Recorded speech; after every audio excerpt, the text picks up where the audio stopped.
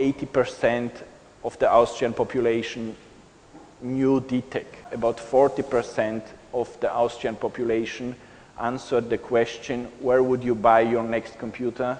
With DiTech. So this was the huge achievement actually. One thing is very important for me to be said at the beginning. There is, I'm here on the stage talking about the whole DiTech story, talking about my past, talking about my best mistakes.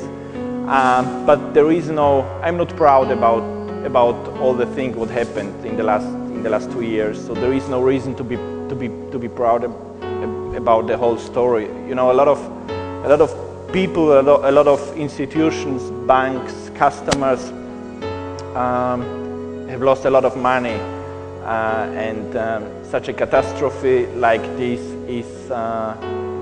there is no reason to be proud. This was the beginning, this was the roots of DiTech. With our first small 75 square meters office actually. Yeah. Within the 15 years, we did a cumulated turnover, cumulated revenues of 1 billion euros. 2012, 2013, the revenues were about 150 million euros a year. 380 employees, 22 stores all over the country, big logistics center in Vienna, with an output capacity of about 1,200 online orders a day. We sold about 250,000 pieces. We were the #1 in computer sales. The Silicon Valley story made in Austria. Yeah. The problem is that there were a lot of insolvencies on the Austrian market just within a couple of weeks. Niedermeyer, Alpine, Daily, so just 3 of them, and 3 huge insolvencies on the German market. So all these risk management companies like credit insurances or banks or whoever, there was a huge tension on this market. Every company which was involved in IT business or electronics business was automatically a high-risk company or high-risk business. Yeah?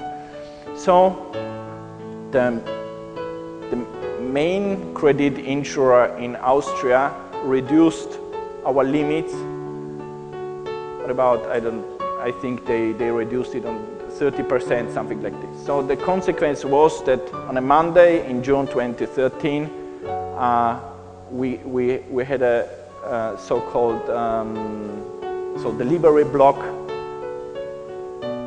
at 35 of our main suppliers. On the one side, you have the customers, they want to buy, but you don't get the products.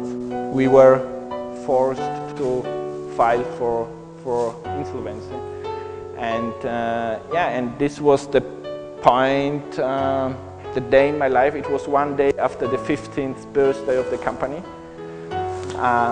and this, and everything changed in just a second. Yeah, I decided to write down some of the stories I told again and again and again in the States.